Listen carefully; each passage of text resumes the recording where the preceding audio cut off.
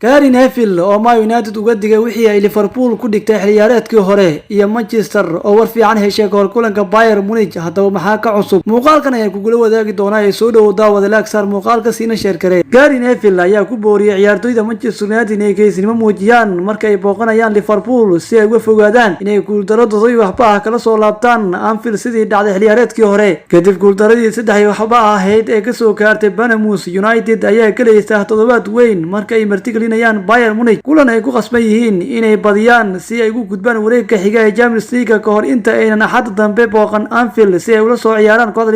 Liverpool ayaa hogaaminaysa horyaalka Premier League waxaana laga badiyay kaliya 2 kulan 23 kulan ay ugu dambeeyay xiliyaareedkan waxaana ay kalayaan iyaga oo ugu cadcad inay karaacaan Manchester United oo laga badiyay 11 kamid ah 23 kulan ay ugu dambeeyay Neville ayaa ka cabsi qaba inay Liverpool dusha ka saarto kooxdiisa guuldaro weyn oo la mid ah midii xiliyaareedkii hore haddii ay taageero United waxa dareemaysaa cabsi in lagu ceebeeyo sidii dhacday guuldaradii todoba waxba ahayd ee xiliyaareedkii hore ayuu yiri Gary Neville waxa United ka cabsanayso ayaa in ay kooxda Liverpool iyo Klopp sameeyeen wax weyn kulankoodii ugu dambeeyay ayuu hadalkiisa raaciyay laacibkii hore Manchester Gary Neville dhanka kale Manchester United ayaa xaqiijisay inuu Casemiro ku soo laabto tababarka kadib bil uu garoomada uga maqnaa dhaawac muruq oo ka soo gaaray waajibaadka xulkiisa Casemiro ayaa bilaabay inuu tababarka ku soo laabto xilli uu ka soo kabsanayo dhaawaca sida ay kooxdu ku xaqiijisay warbixin soo saartay xidigan ayaa xadii si rasmi ah tababarka ugu bilaabay garoonka tababarka isagoo wali qaadanaya tababar kaligiis oo una ku biirin saaxiibadiisa kale warkan ayaa imaanaya xilli ay Man United isku diyaarinayso kulanka adag oo ay la ciyaari doonto kooxda Bayern Munich habeen dambe kulan qaybka Champions League Casemiro ayaa xidig muhiim u ahaa kooxda danaha ka hor inta aan u dhaawacmin inkasta oo uu la kulmay dhaleeceyn ku saabsan